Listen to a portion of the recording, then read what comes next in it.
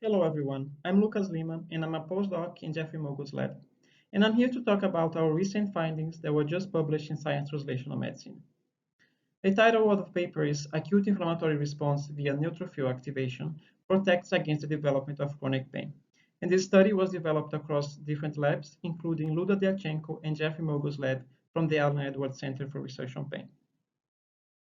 It is known in the pain field that people undergoing acute pain will normally have their pain resolved within 3 months.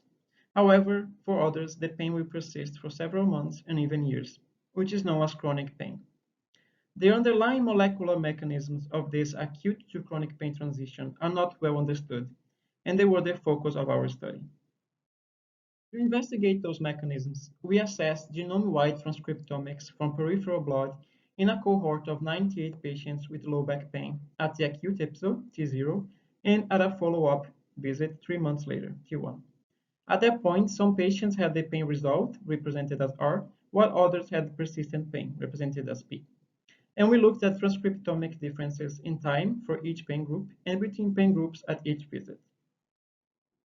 In the persistent pain group, no genes are significantly differentially expressed with time.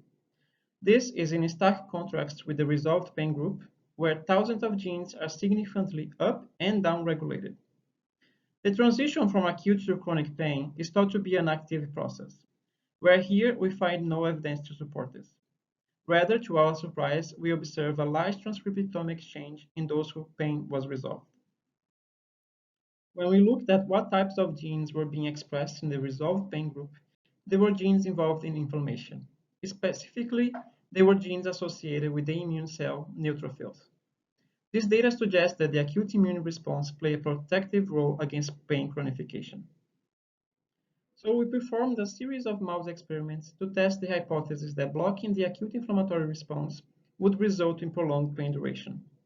So first we used 3 different mouse pain assays, and we treated these mice with dexamethasone, a classic steroidal anti-inflammatory drug. And we measured the polytrodol thresholds with the von Frey test for several weeks.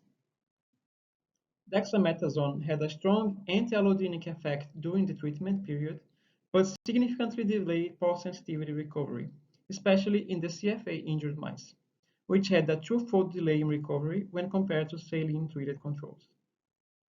Similar results were found when treating mice with a non-steroidal anti-inflammatory diclofenac, but not when treating mice with other analgesic drugs with no known anti-inflammatory action, such as systemically administered morphine or gabapentin and peripherally administered lidocaine. This suggests that the delay in recovery is due to the reduction of inflammation and is independent from analgesic effects. To further confirm the involvement of neutrophils in this phenomenon, we depleted neutrophils with the anti-Ly6G antibody. That experiment mimicked the dexamethasone experiment, as prolonged administration of the antibody exacerbated allodynia and prolonged its duration. We also injected neutrophils and neutrophil-released proteins S100A8 and S100A9 in CFA-injured mice that were treated with dexamethasone. Both neutrophils and S100As prevented dexamethasone-induced allodynia.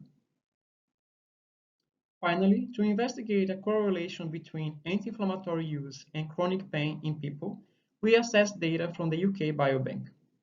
We found significantly increased odds for chronic back pain in those taking NSAIDs, but not for other painkillers, even when controlling for age, sex, time interval, psychological factors, and pain intensity.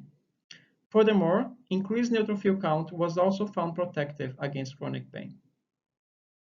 Together, this data suggests that the active immune processes confer adaptation at the acute pain stage, and impairment of such inflammatory responses might increase the risk for chronic pain development. We would like to thank everyone who contributed for this study. Thank you.